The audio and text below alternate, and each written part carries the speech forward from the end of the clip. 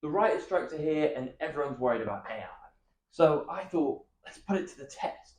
Is it really going to take our creative spaces in the industry and remove the need for those great jobs?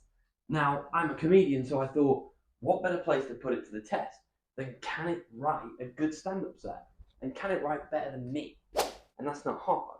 So if it can't, then maybe we have nothing to worry about. So the first thing we're going to need is a prompt. Now we need to be really specific so that AI will write the right jokes for the right people. That means we need to mention who we're writing for, and we need to mention some topics that they might write about. For this instance, I'm British, so we're going to think of a British comedian, and we're going to think of some current British topics. Now I'm thinking we go down the James Acaster route. I think he's got a really defined tone of voice, and it's very unique, so it'll be quite easy to see if the AI writes the correct joke for him. But he also, if you've seen his latest tour, he's not afraid to delve into those political topics like the state of the current government, like Brexit, so maybe we're going to talk about the cost of living crisis.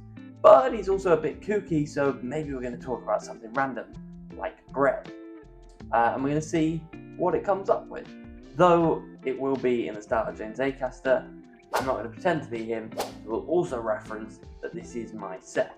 So the first line will be the first line that I've come up with for my next set. And we'll throw that in just so we can see right from the beginning that it is writing a set for the correct person. It's a great tool for imitation, so let's pop that into ChatGPT now.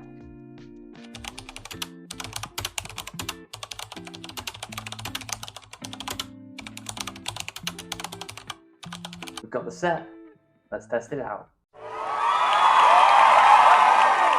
Hello, I'm Ben Owen, I'm Britain's most dyslexic double act. Yeah, that's right, folks. My spell check is on permanent vacation, and autocorrect thinks I'm trying to start a new language. But why don't we just dive straight into this? You know, I was thinking the other day, if the cost of living crisis in the UK was any more inflated, we'd all be floating away like human balloons, just floating away from our problems. It would be bliss. Seriously, the other day I went to try and buy a loaf of bread and the cashier looked at me like I was trying to pay with a rare Pokemon. Sorry mate, that's not enough to cover your ciabatta, you're going to have to add a kidney or two. But hey, here's a fun twist for you, Rishi Sunak's still Prime Minister. I mean, who better to get us out of the cost of living crisis than the guy who's probably never seen the inside of a budget grocery store? I mean, he probably thinks Aldi is a mispronunciation of Audi. I can just kind of picture him addressing the nation now, like, ladies and gentlemen, I've crunched the numbers, and it turns out if we all start eating gold-plated crumpets, I think the economy will just bounce back. And can we talk about British politics for a moment? It's like a never-ending episode of Whose Line Is It Anyway? The points don't matter, and the punchlines are all we've got left. I mean, they're probably just sitting in Parliament right now debating whether Brexit was just a massive misunderstanding about a new type of crumpet recipe. Order, order, we hereby declare that the old trade deal actually involves swapping tea leaves for fancy French cheeses. You know, it's ironic, they say the cost of living is rising, but I feel like my hopes and dreams are in a clearance sale.